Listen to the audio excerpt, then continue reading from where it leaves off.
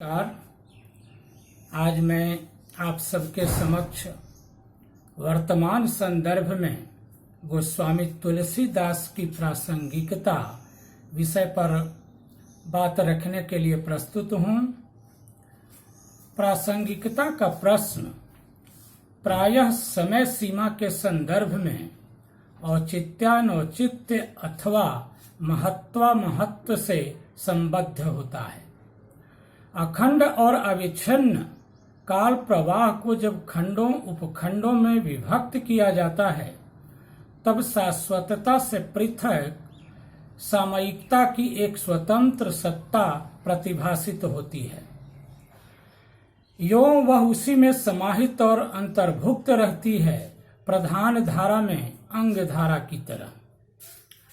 तात्पर्य यह कि शाश्वतता अनंत असीम समय का निर्बाध निरवधि विस्तार है, जबकि सामयिकता उसकी विशिष्ट निर्दिष्ट सीमा रेखा।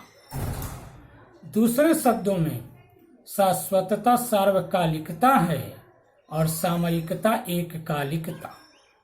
स्पष्ट ही ऐसे में समसामयिकता के भी अपने कतिपय मान मूल्य होते हैं, किंतु उन्हें शाश्वत आदर्शों या मूल्यों का पूरक और पोषक ही होना चाहिए, प्रतिरोधक या प्रतिबंधक नहीं, ताकि महत्तम मानवता क्षरित या पतित न होकर सतत संरक्षित संवर्धित रहे। अस्तु, मानव सभ्यता के इतिहास में समय समय पर ऐसे अनेक मनीषियों, महात्माओं, महापुरुषों और महामानवों का प्रादुर्भाव होता रहा है, जिनके महामहनीय व्यक्तित्व एवं कृतित्व से उदात्त मानवता परिशुद्ध और परिपुष्ट होती रही है। वस्तुतः ऐसे मनीषी अपने युग के साथ साथ युग युग के उपकारक और संस्कारक होते हैं। उनका प्रदेय एक ऐसा प्रदीप्त प्रकाश स्तंभ होता है जो सदा सर्वदा संपूर्ण दिगंत को प्रकाशित प्रोद्भासित करता रहता है। कहना न होगा कि ऐसे मनीषियों महात्माओं में हिंदी के सर्वश्रेष्ठ कवि भक्त प्रवर गोस्वामी तुलसीदास का स्थान अत्युच्च और अत्यंत महत्वपूर्ण है। वास्तव में वे एक ऐसे बृहत वृत्ताकार व्यक्तित्व के स्वामी थे जिनका कृतित्व अपने समय के लिए जितना मूल्यवान रहा उतना ही आज के लिए भी है और संभवतः आगे भी रहेगा। डॉक्टर विजयेंद्र स्नातक के शब्दों में ठीक ही लोक नायक गोस्वामी तुलसीदास हिंदी काव्य गगन के सबसे दीप्तिमान नक्षत्र हैं। उनकी काव्य प्रतिभा और पांडित्य का प्रकाश देश काल की सीमा का अतिक्रमण कर आज सार्वकालिक और सार्वभौम होकर सर्वत्र व्याप्त हो गया है। यद्यपि वर्तमान समय में तुलसी की प्रासंगिकता विषय पर यहाँ संक्षिप्त विवेचन भी संभव नहीं, तथापि इस पर एक दृष्टि निक्षेप आवश्यक है। ज्ञातव्य है कि तुलसीदास एक बहुश्रुत विद्वान थे। उन्होंने नाना पुराण निगमागम का मनोयोग पूर्वक अध्ययन कर अपने गहन चिंतन मनन के द्वारा मानव मनीषा की महत्तम उपलब्धियों को आत्मसात करते हुए श्री रामचरितमानस के रूप में मानवता के कल्याणार्थ एक अक्षय मधुकोश प्रदान किया है।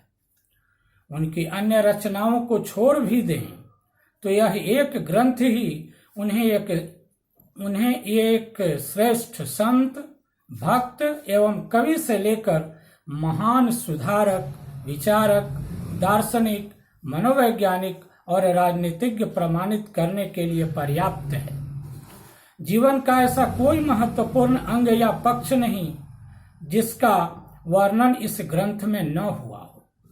इसी प्रकार ऐसी कोई समस्या भी नहीं जिसका समाधान संदेह न हो।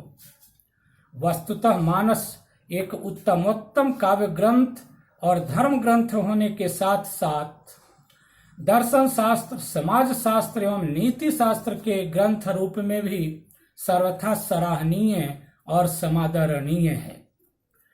फलतः प्रत्येक देश काल के लिए अत्यंत उपयोगी और उपादेय है। वर्तमान समय में तुलसीदास की प्रासंगिकता जीवन जगत के विविध संदर्भों में विचारणीय और परीक्षणीय है। आज हमारे व्यक्तिगत जीवन से लेकर पारिवारिक, सामाजिक, राष्ट्रीय और पूरा वैश्विक जीवन अतिशय अशांत, अस्त व्यस्त और छिन्न भिन्न है। प्रायः सर्वत्र ही अशांति और अराजकता का साम्राज्य है। इसके मूल में मुख्यतः अपूर्ण, एकांगी, खंडित और दूषित विकृत वर्तमान जीवन दृष्टि है। इस क्षेत्र में और हर स्तर पर समन्वय की जगह विघटन, समग्रता की जगह एकांगिकता, स्थायित्व की जगह क्षणिकता, भावना की जगह बुद्धि, सत्य, संयम, सुशीलता, सदाचार और सुरुचि संपन्नता की जगह असंयम, दुःशीलता, दुराचार और कुरुचि पूर्णता का प्राचुर्य तथा प्राबल्य है। फलस्वरूप मानव जीवन विधाता का वरदान न होकर अभिशाप सदृश प्रतीतित और प्रतिभासित है।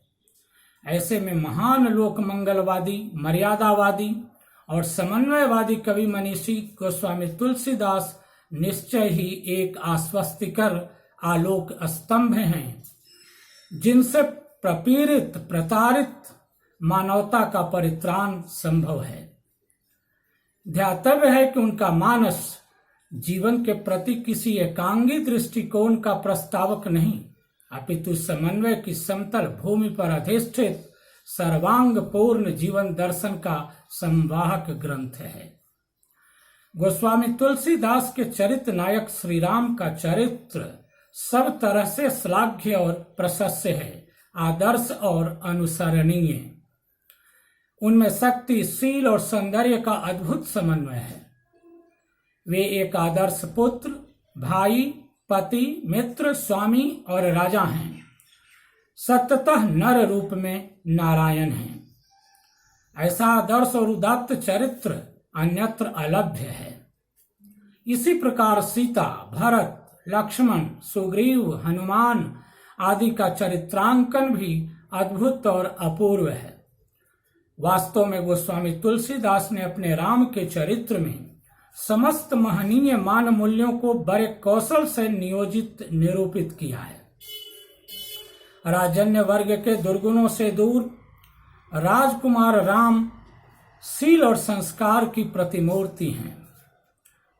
वे बड़े विनीत भाव से अत्यंत मनोयोग पूर्वक शस्त्र शास्त्र की शिक्षा ग्रहण करते हैं। इस क्रम में यथावसर उनका पराक्रम भी प्रकट होता रहता है। राज्याभिषेक से पूर्व उनके जीवन में एक अत्यंत मोड़ उपस्थित होता है। यह वह मोड़ था जहां थोड़े से विचलन से उनका रामत्व तिरोहित हो जाता, उभर नहीं पाता। परंतु नर रूप में देवत्व के वैशिष्ट्यों को समाहित किए राम ने राज सुख की ओर तनिक भी ध्यान नहीं दिया और वनवास को सहर्ष स्वीकार कर लिया। यहाँ एक आदर्श पुत्र के रूप में उन्होंने त्याग का जो प्रतिमान स्थापित किया, वह वर्तमान में डूबते, टूटते, बिखरते परिवार के लिए महौषध सदृश है। सच में मानस का यह प्रसंग पारिवारिक कलह, कोलाहल को शमित करने में सहायक सिद्ध हो सकता है। श्री राम का व्यवहार प्रायः सबके प्रति परम प्रेममय है। सीता, भरत, लक्ष्मण, सुग्रीव, अंगद, जामवंत, हनुमान आदि के साथ साथ कोल किरात आदि अन्य वन्य जन से भी वे सद्भावपूर्ण संबंध रखते हैं। शत्रुबंधु विभीषण के प्रति शरणागत वत्सलता तो उनके व्यक्तित्व को द्विगुण उच्चता प्रदान करती है।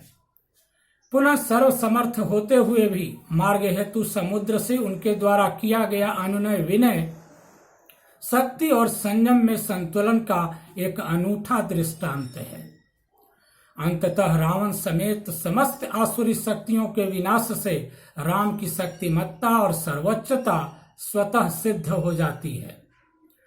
अयोध्या आगमन के पश्चात एक आदर्श राजा के रूप में राम का चरित्र अपना उदाहरण आप है। इस संदर्भ में तुलसीदास द्वारा प्रस्तुत राम राज्य का स्वरूप राज व्यवस्था का सर्वोत्तम निदर्शन है।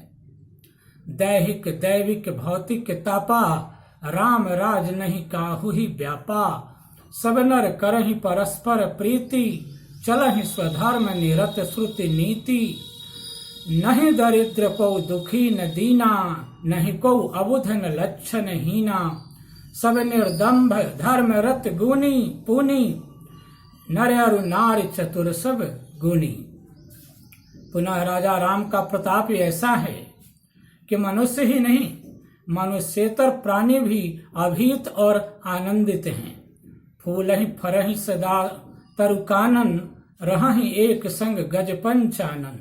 खग मृग सहज बयरु बिसराई, सबनि परस्पर प्रीति बढ़ाई। कूजहि खग मृग नाना वृंदा, अभय चरहि वन करहि आनंदा। वस्तुतः तुलसीदास की राजनीतिक दृष्टि बड़ी तीक्ष्ण थी। तभी तो उन्होंने जहां एक ओर जासु राज प्रिय प्रजा दुखारी, सो नृप अवश्य नर के अधिकारी कहकर राजन्य वर्ग को सचेत और सावधान किया, वहीं दूसरी ओर यह कहकर उन्हें कर्तव्य बोध भी कराया कि मुखिया मुख सो चाहिए, खान पान को एक। पालई पोसई सकल अंग, तुलसी सहित विवेक। कहने की जरूरत नहीं कि वर्तमान राजनीतिक दौर में तुलसी के इन विचारों का कितना अधिक महत्व है। आचार्य हजारी प्रसाद द्विवेदी ने ठीक ही गोस्वामी तुलसीदास की अभूतपूर्व सफलता का रहस्य उनकी समन्वय शक्ति में लक्षित किया है। उनके अनुसार रामचरितमानस समन्वय की विराट चेष्टा है।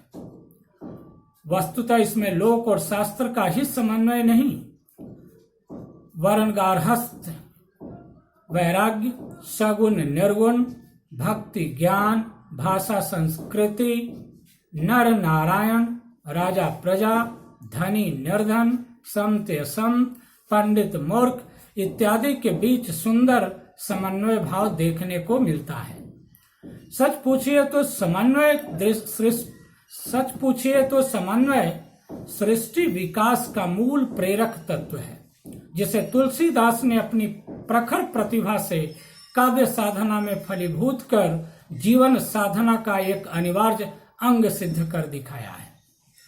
इस समन्वय साधना के अभाव में ही वर्तमान समाज जीवन विघटन और आत्महनन की ओर अग्रसर है। तुलसीदास को प्रायः मर्यादावादी कवि कहा जाता है, जो उचित भी है। सच ही तुलसी की दृष्टि में आदर्श जीवन यापन के लिए मर्यादा पालन अनिवार्य है। इसके बिना जीवन में सुव्यवस्था की बात व्यर्थ है। उनके राम प्रधानतः मर्यादा पुरुषोत्तम हैं। उनके जीवन में मर्यादा पालन के उदाहरण भरे पड़े हैं। मर्यादा भंग उन्हें कदापि स्वीकार्य नहीं। वास्तव में तुलसी ने संयम एवं मर्यादा को राम कथा के माध्यम से काव्य फलक पर इस तरह रूपायित किया है कि वह सुंदर एवं आदर्शमय जीवन का एक प्रमुख नियामक और निष्पादक तत्व सिद्ध होता है। यहाँ अलग से यह कहना जरूरी नहीं कि मर्यादा की उपेक्षा अवहेलना के कारण ही वर्तमान जीवन बहुतेरी विसंगतियों और विडंबनाओं से भरकर अतिशय अस्त व्यस्त है। उपर्युक्त संक्षिप्त वक्तव्य से भी यह पूरी तरह स्पष्ट है कि गोस्वामी तुलसीदास एक अत्यंत महान मनीषी कवि थे। उनका व्यक्तित्व जितना उदात्त था, कृतित्व उतना ही उत्कृष्ट है। वस्तुतः उनके स्व में सर्व का समाहार है और इसीलिए तो वे आज भी समस्त धर्म प्राण भारतीय जनता के सर्वस्व हैं। उनका यह कथन अक्षरशः सत्य है कि राम नाम मणि दीप धरो, जीह देहरी द्वार, तुलसी भीतर बाहर हूँ, जो चा हसी उजियार। पुनः यह भी कि यह शुभ शंभु मासम वादा, सुख संपादन समन विषादा, भवभंजन गंजन संदेहा, जनरंजन सज्जन प्रिय एहा। इस प्रकार उनकी प्रासंगिकता अथवा महत्ता को काल का काल महाकाल भी मिटा नहीं सकता। अंततः इस संदर्भ में मैं सुभद्रा कुमारी चौहान के शब्दों में कहना चाहूंगा कि आज हैं संसार की आशा लताएं शुष्क झुलसी, आज हैं संसार की आशा लताएं शुष्क झुलसी, हे प्रभु फिर भेज दो तुम एक हुलसी एक तुलसी। धन्यवाद।